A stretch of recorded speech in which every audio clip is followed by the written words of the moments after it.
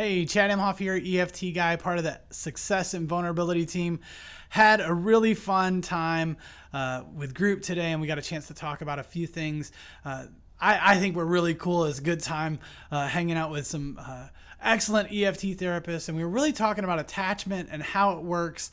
And then we started talking about how we get stuck, the places where we kind of run into these limbic moves or blocks that people show up with.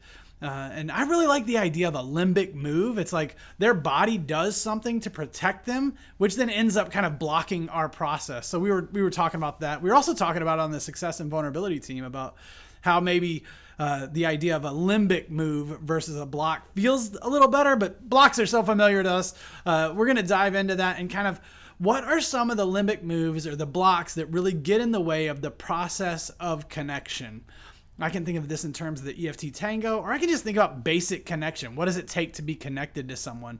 And so for me, as I start to think about that, I really think about going from kind of this client's story down into their pain or their feeling, kind of like getting to a deeper place. So like we're trying to expand that emotion, going from their present process, kind of where they're living in stories, down into the pain or the feelings that they're experiencing. I use tempo to do that a lot of times.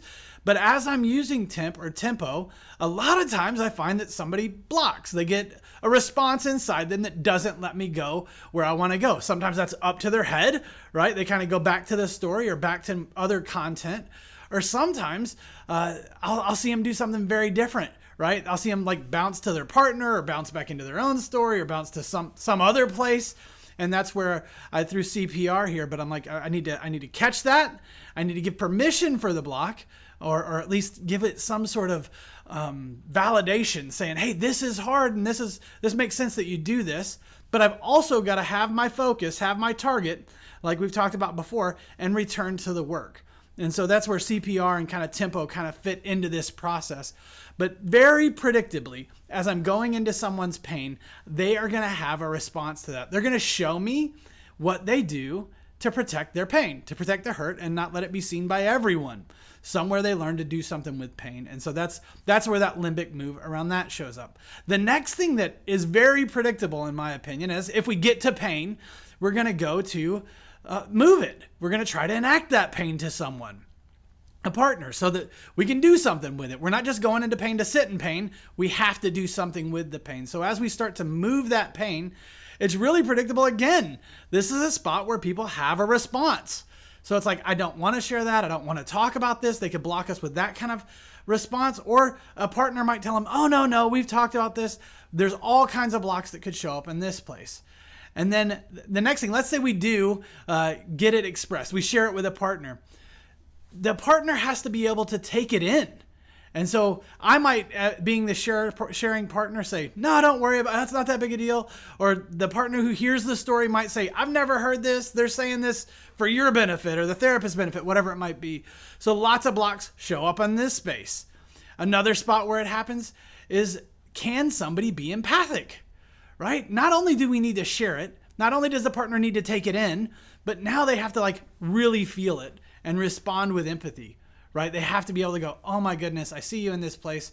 And even if a partner wants to see you and does see you and responds in that way, a lot of times the person who's expressed it can't take it in. So you could go up to that, or it could be, man, I don't know how to access empathy around that, or I don't know how to feel that experience with my partner.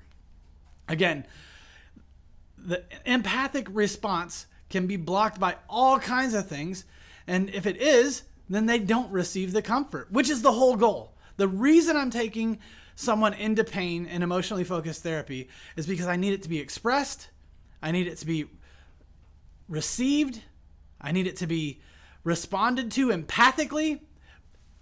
But even if all that happens, right, you still have another place where somebody might move away from it. Their body might take them out of it or block.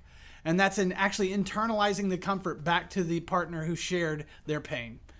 So many things happen here. There's a lot to think about here. It helped me to kind of break it down and say, where are the places where I'm going to get blocked? And it's everywhere where we try to do something new.